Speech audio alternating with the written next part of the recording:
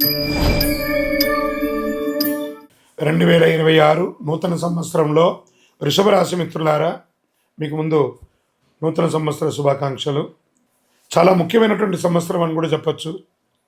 ఎందుకంటే గత కొన్ని సంవత్సరాలుగా మీ జీవితంలో కొన్ని ఆరోగ్య సమస్యలు, ఆసుపత్రి ఖర్చులు, సంపాదించిన డబ్బులు ఎక్కువ శాతం చికిత్సలకు, వైద్యానికే పెట్టుబడి పెట్టినటువంటి రాశి ఎవరైనా ఉన్నారంటే అది వృషభ రాశి వారే. ఆ గతకాల సమస్యలన్నిటికీ ఒక స్వస్తి పలికి హృదయ సంబంధిత సమస్యలు కూడా ఎదుర్కొని ఉండొచ్చు. జీవితమే ప్రశాంతంగా ఉన్నటువంటి రోజులు కూడా ఉన్నాయి. గత సంవత్సరం ఎవరిని నమ్మాలి, ఎవరిని నమ్మకూడదు అనే అయోమయ స్థితిలో ఉండేవారు.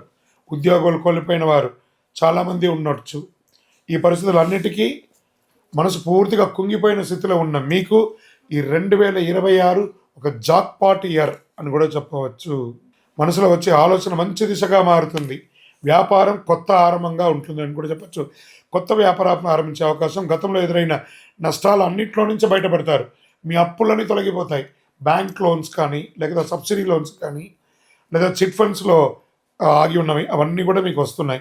కన్స్ట్రక్షన్స్ ప్రారంభించి మీ ఇల్లు లేదా ఇంటీరియర్ చేసుకోవడానికో, లేదా భూమి ఏమైనా పర్మిషన్స్ రావడానికి ఇవన్నీ అనుకూలమైనటువంటి సమయం కూడా చెప్పచ్చు.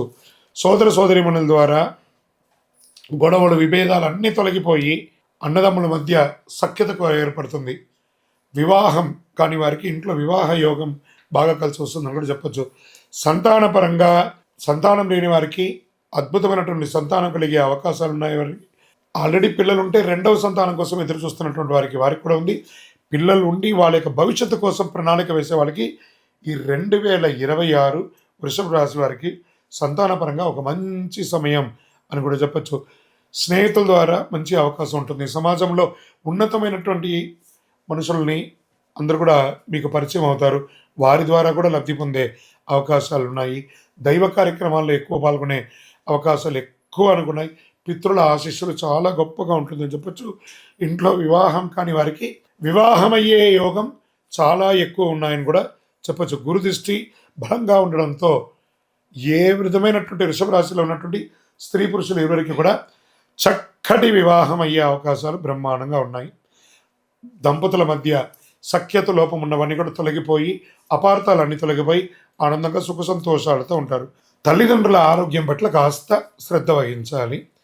ఉద్యోగంలో పెద్ద పెద్ద ప్రమోషన్స్ కోసం ఎదురు చూస్తున్నటువంటి వారికి చాలా మంచి అవకాశం అని కూడా చెప్పచ్చు. జూన్ 26 తర్వాత శని, గురు త్రికోణ స్థితిలో వస్తున్నారు. దీనివల్ల అనుకోని ప్రమోషన్, అసలు మీరు ఊహించని ప్రమోషన్స్ వస్తుంది. జీవితాన్ని మార్చే పెద్ద అవకాశం లభిస్తుంది. సంతాన విషయంలో, పిల్లల విషయంలో మంచి కాలం.